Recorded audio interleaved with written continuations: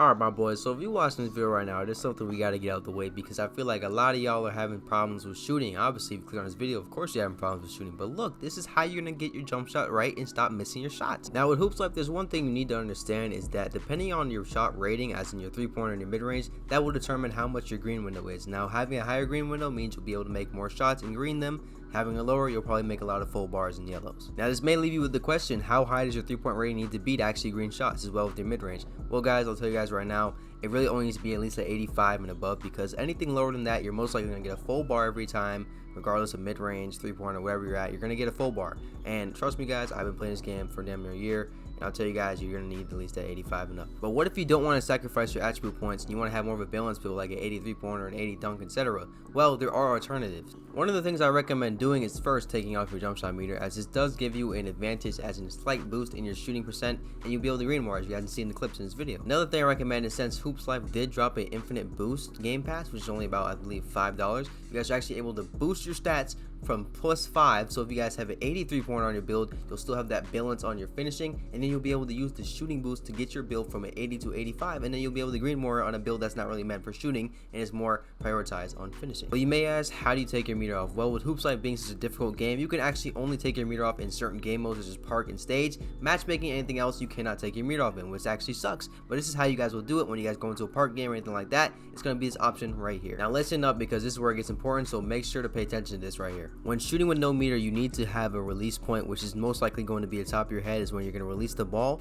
So I slowed down the clip to show you guys what I'm talking about, and look at this right here. This is what you guys want to do. So as you see when I'm releasing, you want to hold and then release right here. Now I use controller, so that's why I'm telling you guys to hold. If you guys are pressing E on your keyboard or whatever, do what you gotta do. But as soon as you see that ball reach the top of your head, you want to release it. Now as far as purchasing the actual game pass and getting your infinite boost, you want to actually go ahead and go over to the game, which is Hoops Life right here. It should say season 2.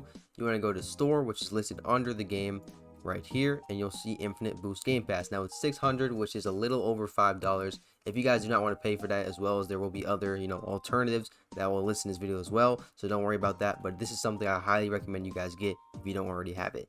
Now what this does is it basically allows you to boost one category +5 in each and single attribute within that category. So example, if I wanted to boost my shooting, which is something I actually did, I would go to my shooting category, and then I would equip this, which is automatically going to be there once you guys purchase it.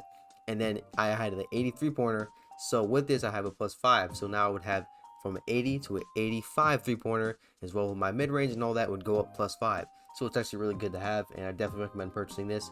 This is not a promo guys, I'm just saying this is one of the things I recommend doing. As you guys can see, I have it myself and I shoot a lot better with it. So yeah, definitely recommend doing that. Now one of these alternatives I recommend doing, which a lot of you probably actually have on accident, is you can probably have your graphics quality on Roblox all the way up to the max, which is actually going to affect your gameplay, as some people who don't have the best PCs, I mean me personally, I'm fine with it, but I'm just saying for the average person, you most likely don't have a very high-end PC that can run Roblox super good and smooth without having that lower graphics quality and all that. So I definitely recommend turning that off, as well as make sure that your game is on low performance, because that also will give you a massive boost to your gameplay, and you won't have any delay, and you're most likely gonna feel like super smooth when you're playing the game, so you won't have a problem with that. And it's actually an option right here, which you guys can see on the screen, and also show you guys how to lower your quality as well. Now to actually change your graphics quality, you actually want to go ahead and go to the top left little Roblox icon here. You want to go ahead and click on it, go to your settings, and then it's going to be right here. Okay, now I already have mine on automatic, which is going to be all the way up.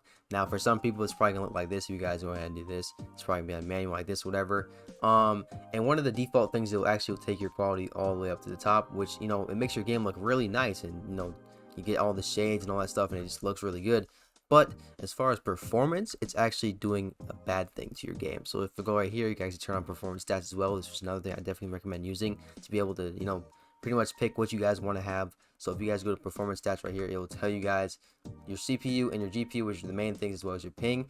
And if you guys notice right here, right now we're on about 100 ping, which is fine, because in Roblox it really doesn't matter what your ping is.